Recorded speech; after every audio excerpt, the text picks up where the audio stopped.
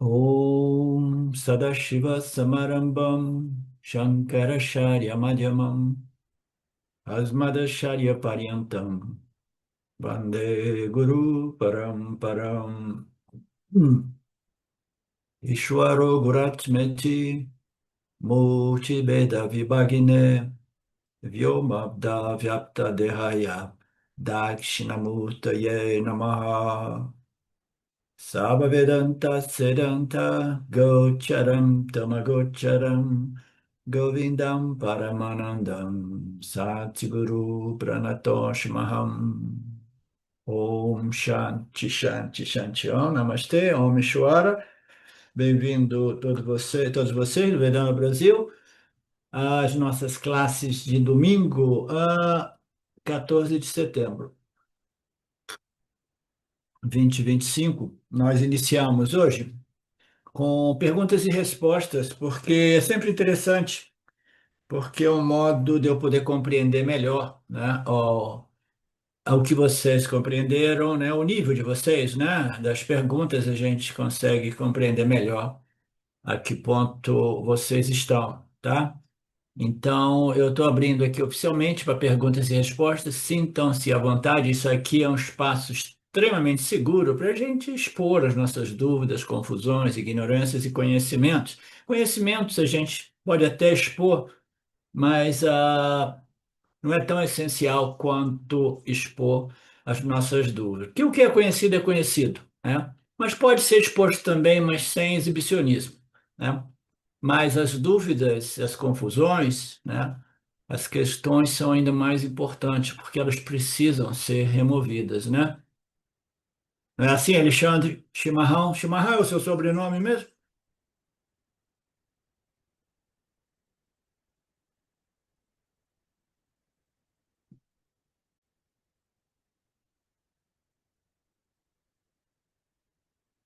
Ok. Então parece que a gente vai ter que esperar até a semana que vem para o Fabrício fazer as questões, as perguntas, que fundamentalmente são perguntas do grupo, né, de todos vocês também. Então nós iniciamos com onde nós paramos ontem, né? Just, né, dando um passinho para trás, nós vimos que a exposição aqui era a respeito desses dois últimos conceitos, palavras, né, sânscritas, termos técnicos, Purusha and Prakriti, né? E Purusha and Prakriti nada mais é do que Satya e Mithya, espírito e matéria. A realidade, né, essa realidade aparente, ela é sustentada, né, por Purusha e que sustenta a sobreposição do Prakriti de Maya, que são os gunas, que são os elementos primários, físicos, químicos, e todas as configurações do cosmos, né?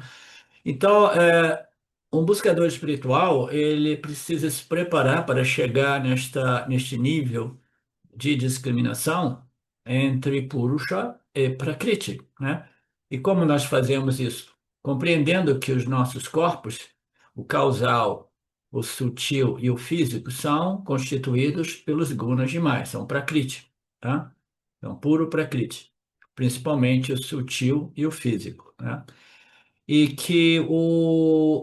E Purusha é esse princípio consciência que testemunha toda e qualquer prakriti que se manifesta a nível microcósmico, né? Como o corpo-mente do Jivati, né? Então, toda essa discriminação, né, a propósito, essas últimas aulas do Gita aqui, né, elas são extremamente profundas, né? Elas são realmente o suprassumo dessa discriminação entre o real e o aparentemente real. Então, são aulas que servem para um nididhyasana muito profundo, como o dever de casa de vocês. Por isso eu perguntei se alguém tinha dúvida, porque aí eu consigo ver também se alguém está fazendo nididhyasana ou não, se alguém está fazendo é, dever de casa ou não, ou faz o dever de casa, mas não tem dúvidas, né? Então, dentro do âmbito dessa discriminação, né, vista entre Purusha e Prakriti, nós vimos que Prakriti é cheio de atributos, está sempre se modificando, né, e ele é dinâmico por natureza, tudo aparece e desaparece, se modificando de momento a momento, enquanto que Prakriti é esta testemunha não experiencial que ilumina o Prakriti de Maya e todas as suas derivações, né, que são todas as configurações, né? Então, esse Prakriti é dito no início do capítulo 12, né? Nós estamos no 13, que é aquele conhecimento, desculpa, o Purusha, né, que na época era apresentado como, por um outro nome, né? Era simplesmente o Satchitananda Brahman, que é o conhecimento daquilo que precisa ser conhecido. Todos os nascimentos e renascimentos são, né, são novas oportunidades para que a gente possa conhecer este princípio, que não é um objeto, mas é o sujeito, né? Que uma vez conhecido, resolve a problemática do jiva e põe o fim à dor do samsara, né? Então, este é o objetivo. E na busca por esse purusha, né, o indivíduo tem que buscá-lo de modo muito, muito, muito atento, muito sutil, né, no silêncio da sua mente, no silêncio do seu coração, com espaço de tempo de muita qualidade, no qual o indivíduo vai revisando esses conhecimentos e vai meditando nessas palavras, nessas apontamentos e declarações upanishádicos a respeito daquilo que nós somos, cuja compreensão resolve a problemática e a dor do samsara, né? Então, este trabalho é um trabalho que requer uma atmosfera muito propícia, que requer preparação, desenvolvimento de virtudes, qualificações, remoções de virtudes negativas, que é uma contradição em termos, remoção daquilo que nós possamos dizer não virtudes, né? E, e aí, nesse propósito, né, o indivíduo, ele invariavelmente, devido a essa tendência universal e eterna, né, sem início, de buscar coisas sempre no campo dos objetos constituídos pelo Prakriti de Maya, pelos gunas de Maya, ele está sempre buscando Purusha lá fora, né? No campo Mithya, né? E as escrituras de ângulos os mais diversos apontam que você jamais irá encontrar Purusha no campo dos objetos de Mithya, porque Purusha é a própria natureza da consciência do investigador, do inquiridor, né? Do buscador da realidade, né? Então, essa analogia aqui, que é muito bacana, que frequentemente é apresentada, é que os olhos são capazes de ver tudo lá fora, mas não são capazes de ver a si mesmos, né? Então, nós sabemos que, do mesmo modo, a consciência ilumina o complexo corpo-mente, concedendo a ele, né, uma luz, uma consciência refletida que permite ao Jiva-Atma iluminar, né, e experimentar e conhecer o mundo do Prakriti de Maya, dos gunas de Maya, né? Então, esta consciência refletida ilumina os nossos meio ambiente e aí o indivíduo pode dizer assim, mas que luz é essa, entendeu? Mas que luz é essa? Né? Eu só vejo o mundo lá fora, eu não vejo a luz que ilumina e revela esse mundo lá fora. Que luz é essa? Que luz é essa, né? Então, do mesmo modo, os olhos, eles poderiam dizer, né? Que olho é esse? Eu não estou vendo nenhum olho, né? Por quê? Porque o olho consegue ver tudo, mas não consegue ver a si mesmo, né? Não consegue ver a si mesmo. Então, a conclusão aqui, muito simples, a sugestão do Vedanta é que qualquer pessoa um pouco inteligente consegue identificar o olho como esse princípio visor, o vidente, né? Sem o qual eu não vejo o que eu vejo, né? Então, o simples fato de eu estar vendo o mundo é prova, né? É uma prova conclusiva, absoluta, de que eu tenho os olhos que me permitem a visão. Então, eu não preciso buscar por esse olho. Do mesmo modo, o olho da sabedoria, né? O olho da sabedoria, da luz, o olho da luz da consciência, né? Então, essa consciência é aquilo que, do mesmo modo, me permite ver tudo lá fora. Então, se eu vejo tudo lá fora, eu vejo porque eu desfruto de uma consciência refletida, cuja natureza é idêntica à consciência não dual, original, universal. Tá?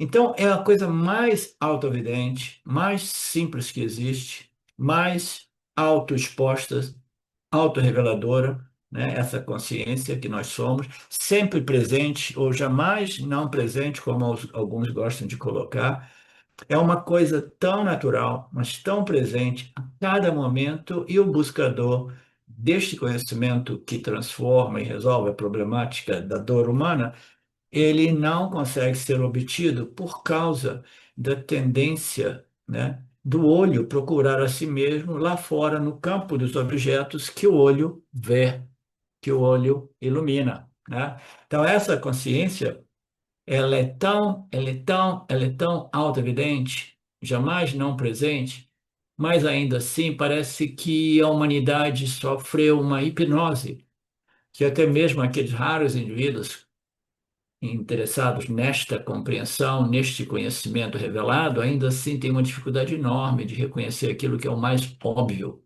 né? Que é o mais óbvio. Isso nos leva, né, a querer prova, validação, mas cadê esse purusha, cadê essa consciência, cadê isso? É aquilo que está brilhando no seu intelecto, permitindo a você fazer essa inquirição absurda. Onde é que está a consciência, né? Você existe conscientemente, você está fazendo essa indagação e ela é prova, né? É prova absolutamente inequivocável de que você é essa consciência, você é essa existência, porque tudo isso pressupõe a presença dessa existência, desta consciência, né? Então, isso nos traz, como o Marcelo lembrou, a história do 10º homem. Você conhece Mário, sim, né? Todo mundo já passou por essa história. Então, tá. Então, é muito simples, eu vou passar por ela muito rapidamente, sem elaborá-la. É simplesmente um grupo de pessoas que foi fazer uma pilgrimage, eu não sei como é que se fala em português, pilgrimage, peregrinação. Peregrinação? Peregrinação. Eles foram fazer uma peregrinação espiritual, religiosa, né? E era um período da monçom e o rio cresceu de volume. Eles tinham que atravessar um rio. Eles fizeram algumas medidas da profundidade, né? Isso e aquilo. E aí falaram assim, não, eu tenho a impressão que tudo bem, né? A profundidade média do rio é muito abaixo da altura média de cada um de nós, né? Que é um cálculo meio perigoso, meio arriscado. Mas ainda assim eles foram passando, né? Segurando na corda, né? Com muita precaução, chegaram ao outro lado do rio. E depois, né, o líder do grupo falou assim: olha, para ter certeza absoluta, eu vou contar quantos nós somos. Nós viemos aqui em 10, nós devemos ser ainda os 10, de modo que nós possamos, né, com certeza, né, afirmar que não perdemos ninguém. Aí, quando ele contou, naturalmente, ele contava só 9, ele contou uma vez, duas vezes, três vezes, quatro vezes, né? E todo mundo começou a chorar, depressão total, né? Pânico. A gente perdeu o homem, a gente perdeu um dos nossos companheiros. Isso aqui somos somente 9, né? Aí, naturalmente, nas histórias védicas, vedânticas, tem sempre um sábio por perto que passava, ele viu aquilo, ele achou curioso, né? Aí a curiosidade dele foi lá e ele perguntou: o que está acontecendo aqui? Não, porque nós perdemos um companheiro. Nós viemos aqui em 10 e agora eu estou contando e eu conto somente 9. Aí o sábio começou a dar muita risada, aí falou: se coloquem em linha aqui que eu vou contar para você. Aí ele contou, né, colocando o líder, que estava contando só 9, como o último na fila, né? E aí ele diz que pá, 9, 10. Quando chegou no 10, deu um tapa no rosto do 10º homem e falou assim: você é o 10º homem, idiota, né? Você não contou a si mesmo. Do mesmo modo, né, os olhos não veem a si mesmo, né? E a consciência, devido a esta tendência universal, né, equivocada de extroversão, né, extrovertimento, de buscar realidade no campo de Nietzsche lá fora, em vez de buscar realidade naquilo que é a única realidade, a consciência do observador, né? Ela é descontada, ela não se vê, né? E ela vai por aí como se fosse o olho, né? Buscando por si mesmo, dizendo assim, olha, eu ouvi dizer que o olho consegue ver tudo neste universo. E eu fiquei tão emocionado com esse olho que eu quero encontrar esse olho, eu quero realmente parabenizar esse olho. E o olho sai por aí procurando o olho, até que alguém dá um tapa no rosto do olho e diz assim: Você é este olho, tá? Então, o verso 22, dando prosseguimento, residindo em Prakriti, Purusha expensia os gunas nascidos de Maya, de Prakriti, dos gunas, né? Residindo em Prakriti, Purusha, que é a consciência, que é o espírito, residindo na matéria, Purusha experiencia os gunas nascidos da Prakriti, de Maya. O apego aos gunas é a causa do nascimento nos úteros superior e inferior. Então, aqui ele está se referindo, mais uma vez, ao Jivatma, naturalmente, né? É, o Jivatma depende do Prakriti de Maya, porque ele depende de um instrumento de experiência que requer um corpo físico também, um corpo sutil e um corpo físico, né? Então é como se o Prakriti, que é o espírito, que é a consciência, ela precisasse de um instrumento no qual ela entra, né? E como se permanecesse enclausulada, preso ali, vivificando, né? Como se ela estivesse dentro do corpo-mente, mas nós sabemos que a compreensão realmente final, que é mais importante, é que Purusha não reside dentro do Prakriti, o Prakriti aparentemente reside dentro de Purusha, tá? É o inverso, tá? É o inverso, mas numa linguagem mais simples, no início, isso são aqueles ensinamentos que mais tarde são retirados, né? Que são apavadas, são retirados, né? A de Aropa, a gente apresenta os ensinamentos, depois a gente corrige os ensinamentos como que retirando-os, tá? Então, Prakriti, Purusha não reside em Prakriti.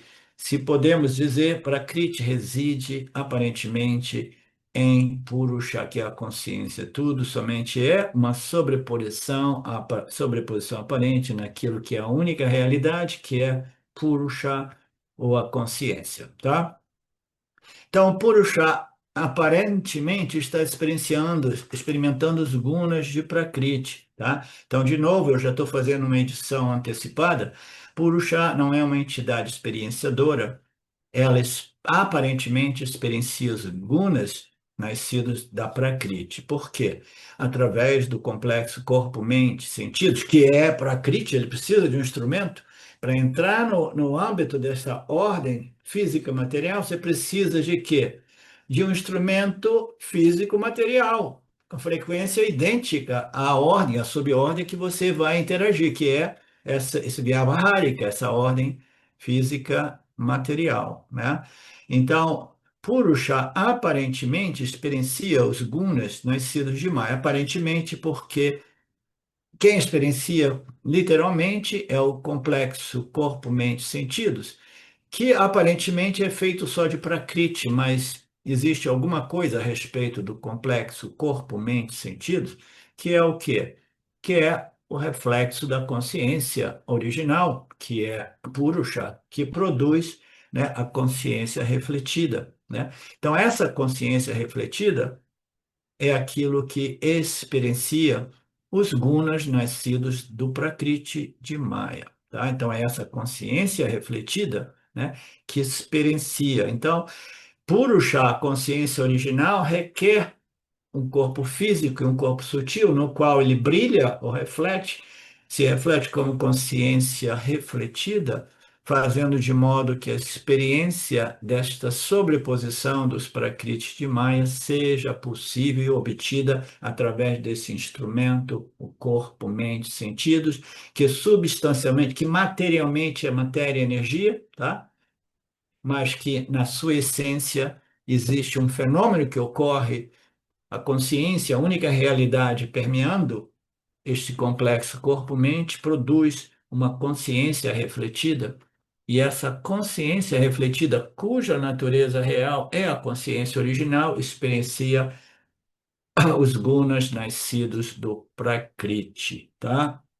Então, a gente pode dizer Purusha experiencia os gunas, ou a gente pode dizer Jiva Atma, que é Purusha refletido no corpo sutil, no complexo corpo-mente, experiencia os gunas nascidos da Prakriti, né?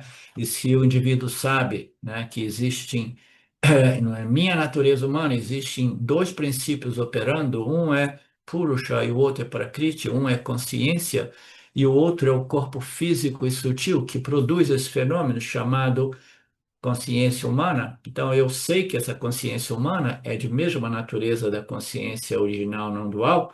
Então, nós podemos dizer que esta consciência original está experienciando os gunas nascidos de Prakriti, principalmente, mais evidentemente e claramente, através daqueles indivíduos ou complexos corpo-mente sentidos que sabem que a consciência refletida, que a consciência humana é de natureza idêntica a Paramatma. Jivatma é idêntico a Paramatma em sua real natureza, portanto, podemos dizer que Paramatma está experimentando, mas sempre através de um complexo corpo, mente, sentidos. Então, significa que o Anyani, ele não experiencia os gunas e, portanto, Paramatma, o Purusha não experiencia os gunas através do auto-ignorante, né? Do Anyani, não, experiencia igualmente os gunas através do Anyani, tá?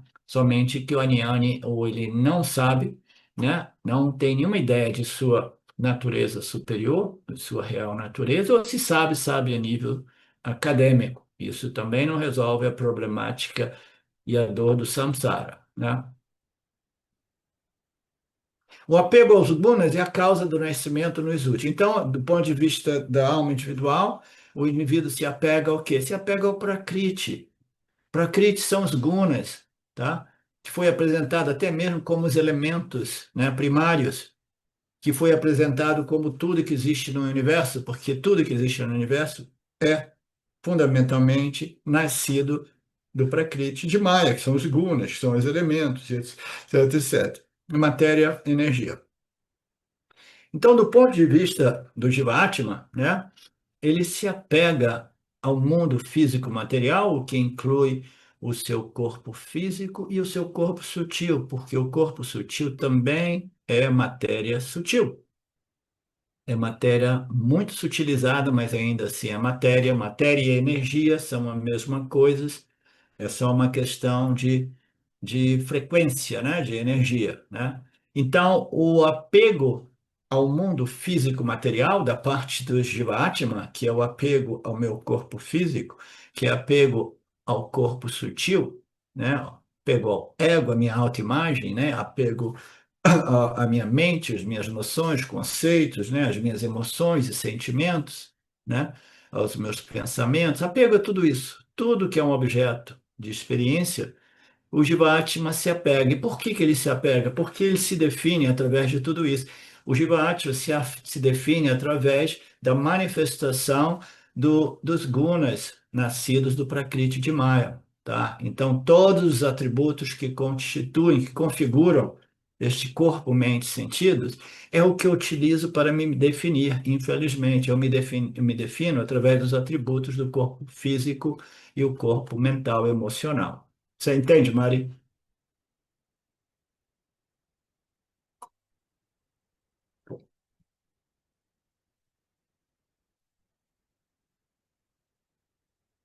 Ok. Então, o apego às gunas é realmente a causa da dor do samsara, do sofrimento humano, né? E é a causa também, a um nível mais macro, né? É a causa, no micro é a causa dessa dor imediata, que é comum à experiência humana, né?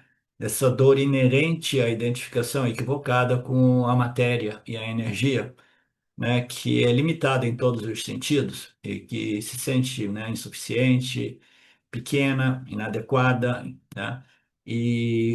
sempre iria sofrer e desenvolver disfunções, né, mentais, emocionais, psicológicas, que causam ainda mais senso de inadequação e insuficiência. Então, o apego aos gunas é uma causa do sofrimento, mas, além disso, é a causa de renascimentos futuros que são quase que eternos, né? Tem passagens nos nossos textos que diz esse problema do samsara é um problema quase eterno, é dito ser sem início, né?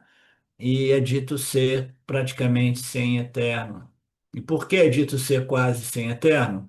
Porque o reconhecimento deste princípio, que é Purusha, que é inerente e embutido em cada uma das nossas experiências humanas, é uma coisa muito rara de ser realmente, devidamente obtido, né, existencialmente, diretamente, livre de qualquer sombra de dúvida, livre de qualquer atitude, né, indevida, inapropriada, né, de exaltadamente dizer, eu reivindico, não, não, é uma coisa muito sutil, muito delicada, sem nenhuma demanda, né, sem nenhum orgulho, é simplesmente uma compreensão no silêncio da mente, do coração do indivíduo, que pode provocar esse conhecimento direto. Caso contrário, nós receberemos um outro útero, e esse útero ele passa primeiro por locas superiores, né?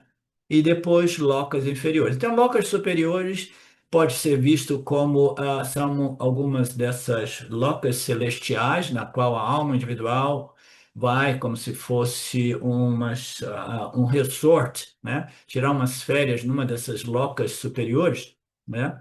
Onde o indivíduo ele simplesmente ele desfruta de punha obtido através de méritos espirituais na, última, na encarnação precedente, né? A causa do nascimento, né? Locas superiores, né? Úteros superiores e inferiores são simplesmente locas inferiores, no qual você irá exaurir, nós iremos exaurir Papa Karma, né? Mas isso pode ser também visto do ponto de vista dos próximos nascimentos nesta dualidade física e material, né? Eu posso obter um útero, uma família numa cultura superior, né, com condições mais propícias para o meu desenvolvimento espiritual, ou eu posso obter nascimentos inferiores ou até mesmo nascimentos não humanos, né? Posso nascer simplesmente como um inseto, né? Eu gosto de brincar dizendo que algumas das pessoas mais adármicas no planeta dos bárbaros provavelmente vão nascer como baratas, né? Originalmente, antes da criação evoluir, o Purusha não era nem sujeito nem prakriti. Então, o modo de dizer que é, a projeção desta ordem aparente, ela é uma ordem aparente, é uma projeção aparente, na qual só existe Purusha, só existe a consciência. Então, a dualidade sujeito e objeto não são relevantes, porque são inexistentes, tá? Então, só existe a consciência. Então, o que nós chamamos de Mitya, essa ordem aparente projetada pelo Prakriti, pelos gunas, originado do Prakriti de Maya, né, é alguma coisa muito insignificante, muito pequena, que ocorre, segundo as escrituras, de tempo em tempo, né? Mas isso é considerado nada no confronto daquilo que a única realidade, a totalidade, né? Para absoluto, vasto, né? Esse para Atma, para Brahman, né? Então, esta realidade ela existe sempre. E dentro dessa realidade não existe nem o sujeito, nem os objetos. Os objetos são o quê? Qualquer configuração obtida a partir dos gunas de Maya, do Prakriti de Maya, tá? Então, qualquer objeto é configurado através do Prakriti de Maya. O que que é o Prakriti de Maya? Este aparato no qual as três energias, Satya, Raja e Tamas, emergem, tá?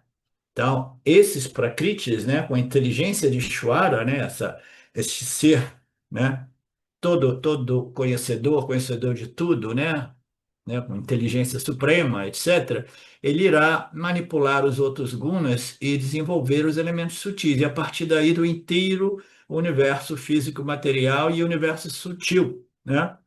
Então, antes desta projeção, ou numa linguagem mais simples, antes de Maia, né, sair como é que se chama mesmo? Aquela soneca. De vez em quando ele toma, ele vai dormir um pouco na tarde. Quando ele dá uma soneca, assim, na nossa ordem, equivale, dizem as escrituras, milhares ou bilhões de anos, né? Aí quando ele dá aquela soneca, tudo vai dormir junto com ele, tudo se resolve no corpo macrocosmo causal da Prakriti de Maya, tá? Então está tudo lá em condição latente, potencial, semente, né? Então, não existe nenhuma transação sujeito-objeto, não existe a dualidade sujeito-objeto, os objetos são sempre configurações obtidas através dos gunas do Prakriti de Maya. Estou querendo fazer esse ponto para que a gente estabeleça muito claramente o que é um objeto. Objeto é sempre algo configurado pelos gunas e, portanto, contém atributos, características, qualidades, propriedades e Purusha, a consciência, o espírito, é livre do Prakriti de Maya. Não existe nenhuma qualidade, é simplesmente um princípio, existência, consciência, que testemunha todo mundo que é nada mais, nada menos que uma sobreposição aparente no âmbito de Purusha, que é livre dos prakritis de Maya, né? Então, não existe essa dualidade sujeito-objeto. Antes de Maya sair daquela soneca dele e novamente projetar este universo. Então, quando é que Purusha obteve esse status de sujeito? Somente quando Maya saiu daquela soneca no meio da tarde. Quando ele desperta, o mundo desperta, tudo exatamente onde se encontrava antes, todas as almas individuais, né, elas retornam exatamente, qualitativamente, né, com base aos seus méritos e deméritos, seus punhas e papas, né, e aí a dança continua novamente, né? Então, tudo é projetado novamente, a mente, o corpo físico, né? E o Purusha onipotente, né? Ele aparece como encerrado ou dentro, enclausulado dentro do corpo-mente do Jiva Atma humano e todos os outros seres vivos. É como se esse Prakriti estivesse dentro de tudo. Nós sabemos que é como se esse Purusha estivesse dentro, vivificando tudo. Ele não é dentro, ele não está fora e ele não está entre um ser vivo e outro ser vivo. Ele é simplesmente todo pervasivo, como eu costumo colocar de modo até mesmo brincando, né? É como se Purusha tivesse uma afinidade tão grande a essas configurações de Maya que contém três corpos, né? Essas configurações de Maia que contêm um corpo sutil, né? E principalmente essas configurações de Maia que contêm um corpo sutil mais complexo, como no caso do Jiva humano, né? O Jiva humano é um organismo mais complexo, né? Que permite a essas almas individuais o autoconhecimento, a percepção eu sou, eu sei que eu sou, eu existo e eu sei que eu existo, né? Então é como se Purusha tivesse uma afinidade por esses seres com três corpos e toda vez que ele pervade uma dessas configurações de Maya, ele brilha como consciência refletida. E no caso do Jiva humano, ele brilha como consciência humana. Você entende tudo isso, Alexandre?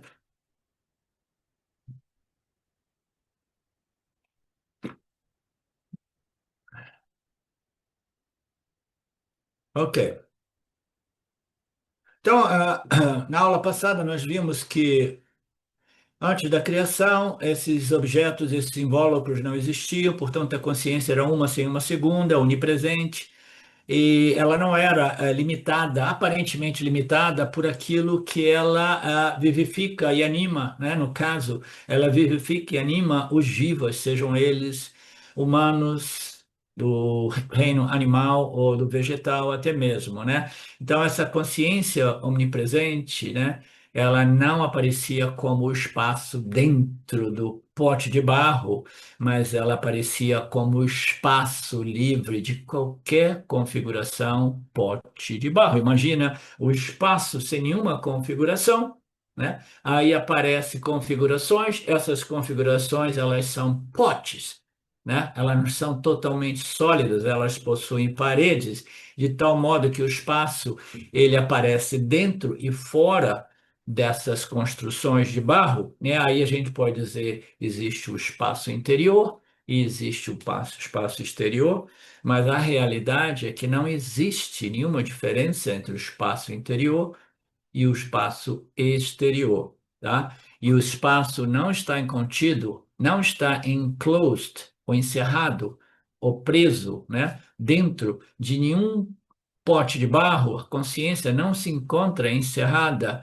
dentro de nenhum corpo-mente, mas é muito pelo contrário. Todos os corpos-mente, todos os, ah, os objetos do universo, eles existem dentro da consciência, e aí tem uma outra observação.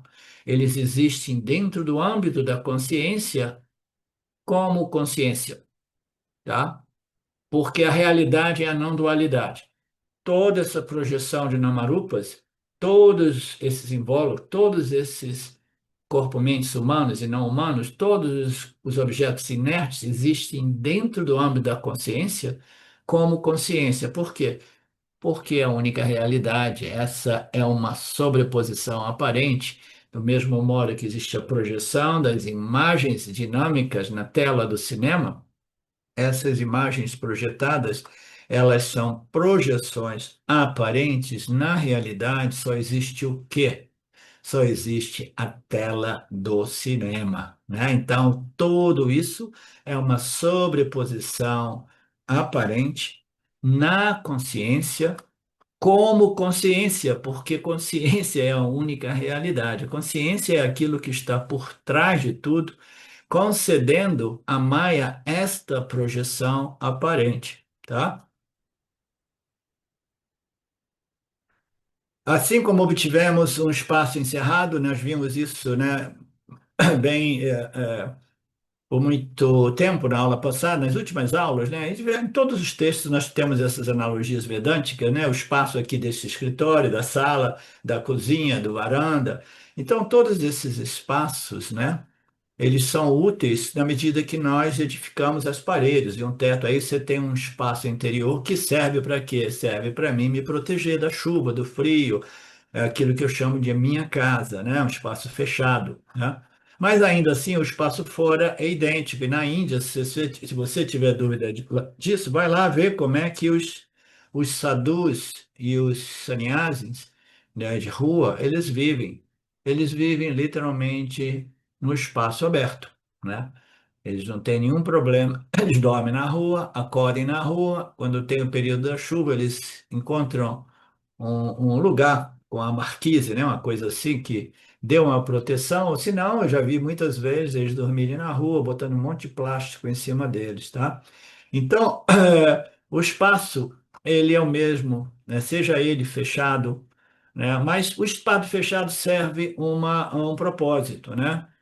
Com o espaço fechado, eu posso realmente me proteger, viver, né, etc, etc. Do mesmo modo, né, esta consciência que aparentemente ela permeia o corpo físico, vivificando o corpo físico e o corpo, e o corpo sutil, né, ela serve o propósito de quê? De permitir a esse corpo físico e corpo sutil interagir nesta ordem aparente, tá? Então, se nós não tivermos esse corpo físico corpo sutil ancorado no corpo físico, esta consciência purusha, né, ela não tem propósito. O propósito é o quê? Brilhar no complexo corpo, mente, sentidos, né, animando e vivificando o corpo, mente, sentidos, com o milagre da vida, permitindo a esse corpo, mente, sentidos interagir com essa projeção aparente do Prakriti de Maya, dos gunas de Maya, de tal modo que a gente possa buscar a felicidade nos Prakriti Maya até que a gente amadureça para compreender que a única felicidade só pode ser encontrada na compreensão daquilo que é a única realidade. tá? Que é o Purusha, a minha consciência, a minha existência, e tudo isso somente é uma sobreposição que ocorre dentro de mim. Eu, a consciência, a existência, cheia, inteira, completa, não dual, ilimitada, infinita. Tá? É essa compreensão que resolve a problemática da finitude, limitação, inadequação deste invólucro, deste corpo-mente, que é limitado pelos próprios atributos de Maya. Qualquer configuração é limitada pelos próprios atributos que a configura, porque se ela é configurada a partir desses atributos, ela não pode ser nada além desta configuração limitante, enquanto que a nossa real natureza é a limitação.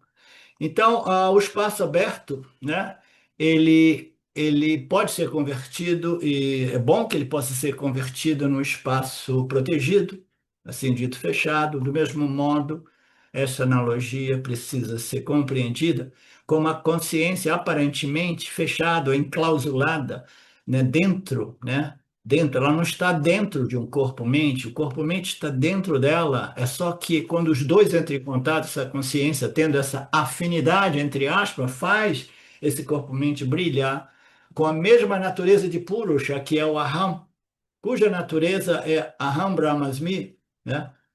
Mas ele se identifica equivocamente com Aham Prakriti Asmi, Aham corpo-mente Asmi.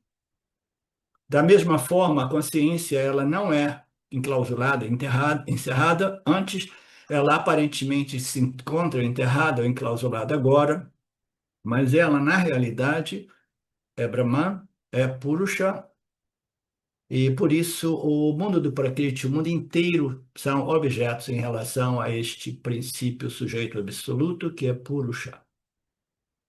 A consciência se torna um sujeito quando está dentro de um corpo físico, porque antes disso não existe dualidade. Isso é importante a gente compreender muito atentamente.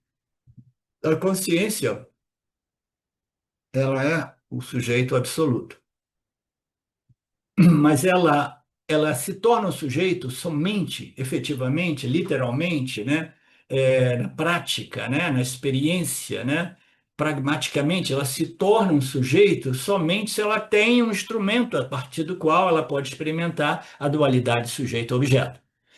Purusha, a única realidade, para experimentar essa projeção dos gunas do Prakriti de Maya, né?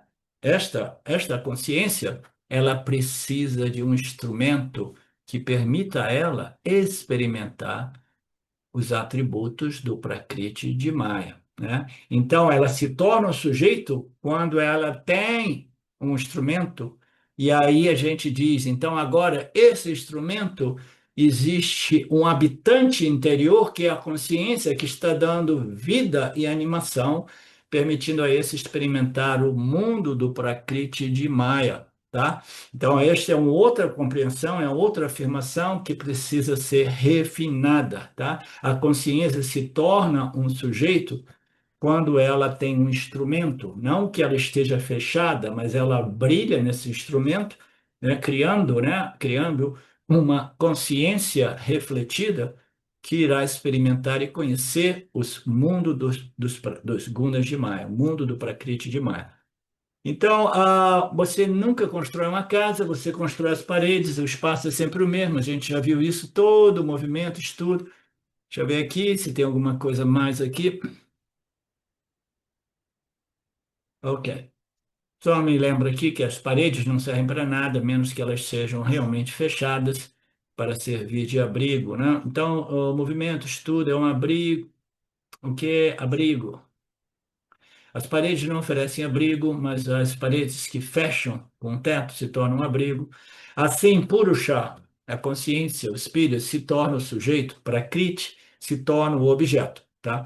Então, aqui é um ponto-chave, tá? Assim, somente assim, quando a dualidade, sujeito e objetos, é projetada, somente então, assim, Purusha, a consciência, o espírito, se torna o sujeito através de quê? Através do corpo, mente, sentidos, né? E aí experimento aqui todos os atributos do mundo físico material, que são os atributos originados, nascidos dos gunas de Maya, né? Então, assim, somente assim, Purusha se torna o sujeito. Antes dessa projeção, não existe o sujeito, não existe esse conceito de consciência testemunha. Testemunhar o quê? Só existe uma infinidade daquilo que é a consciência, a única realidade, não tem nada para testemunhar. Então, esse conceito de testemunhar se aplica somente quando a dualidade ocorre, tá?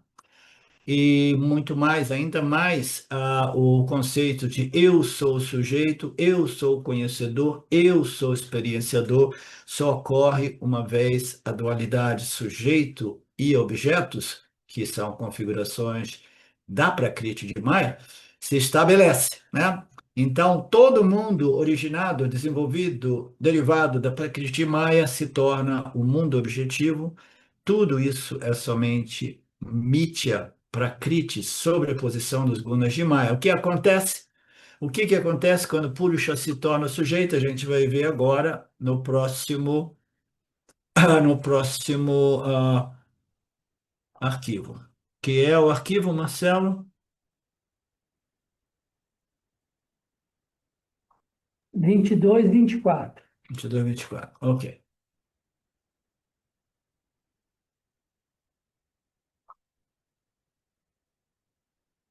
Ok. Vamos fazer uma pausa mais cedo hoje, Marcelo, porque aí quando eu começar tem um outro recap que o Swami é um outro segmento de aula que eu tenho que apresentar um pouco contextualizando antes. Om Purnamada Purnamidam Purnamudachyate Purnasya Purnamadaya Purnameva Vashishate Om Shanti Shanti Shanti Om Namaste.